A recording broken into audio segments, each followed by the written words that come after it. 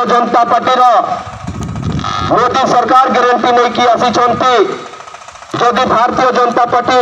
ओडिशा सरकार गठन करे ताले आपण मानकु 3100 टंका धान क्विंटाल प्रति दिहब एवं आपणकर सुभद्रा योजना रे प्रत्येक मातृशक्ति भौणी मानकु 50,000 टंकार भाउचर आकार मिलिब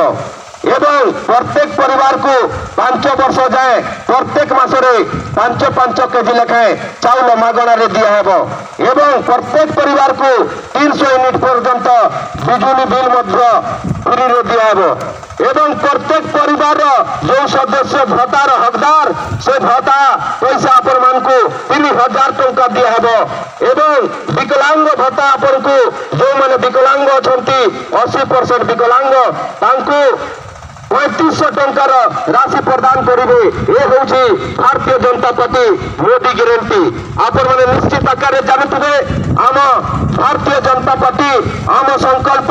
विकसित भारत विकसित तौसला यही विकसित तौसला आम भारतीय जनता पार्टी विधानसभा प्रार्थी श्रीजुक्त भवानी शंकर भोई को पद्म फूल चिन्ह विपुल संख्यार